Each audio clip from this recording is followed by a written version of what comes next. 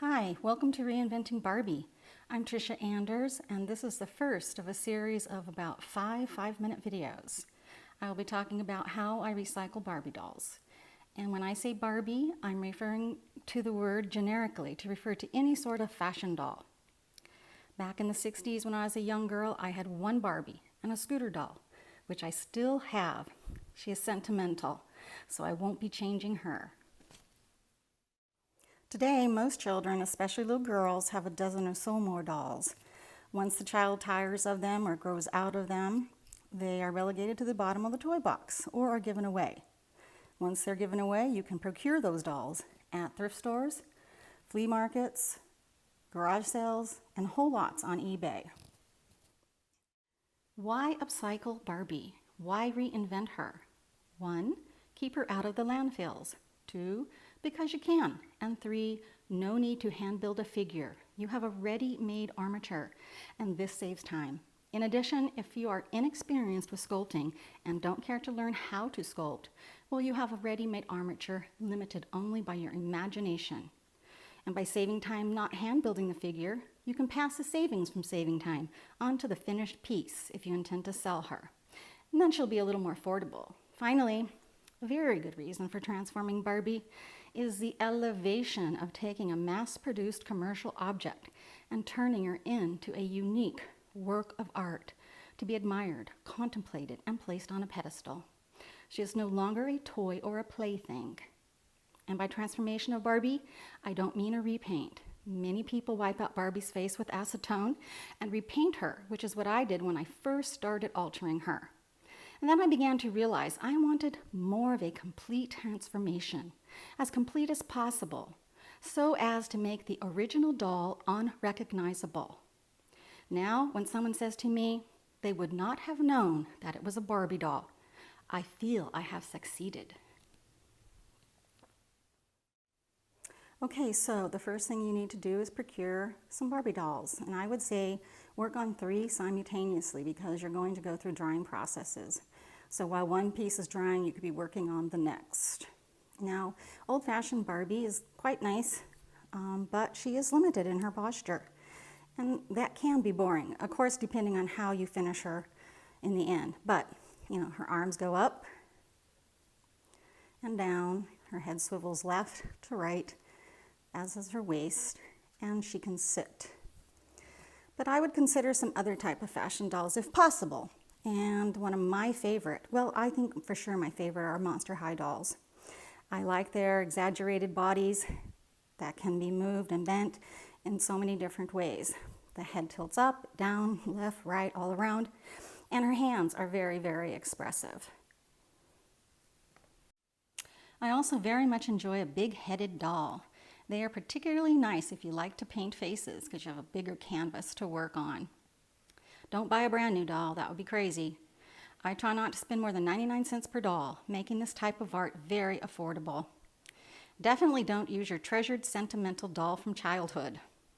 Also, don't use vintage or collectible Barbies. That just wouldn't be right. Now, let's get ready to gather our materials. Basically, I paper mache my pieces. I choose this way of coverage over primers or spray paint. I have found that spray paint will chip and peel, even if it is meant for plastic, as you can see here in this one of my first Barbies that I did. The black paint has chipped off of the shoulders.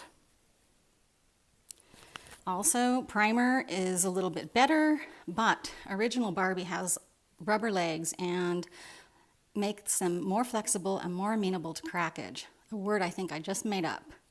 Primer leaves the doll with a smooth finish, which for my intentions is not transformative enough. I like covering the doll with paper best. I prefer newsprint, which you can save your ads from the grocery store, but other type of papers work as well.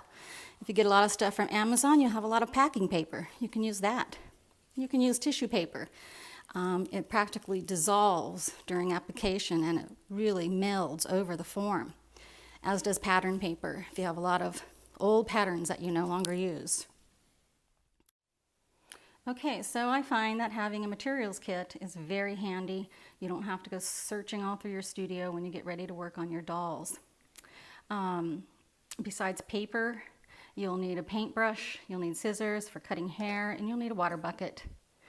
Then, most essentially, you'll need an adhesive to apply your paper. This is my favorite adhesive. It's a wall size, basically used for wallpapering.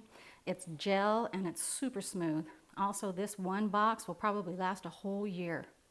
In addition to that, once you've paper mache'd your doll, I usually cover mine with paper clay. There are so many things that you can do with paper clay. You can change the forms, you can smooth it, you can sand it, and it works great. Beyond that, one of the things that I really like to use is Aves Epoxy Sculpt. This is a 2-part clay that is very, very strong.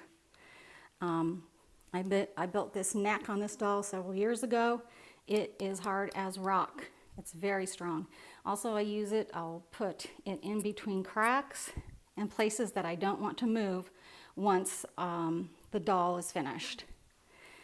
And you can get Aves safety solvent for smoothing and tooling and water cleanup. It's very nice with this product.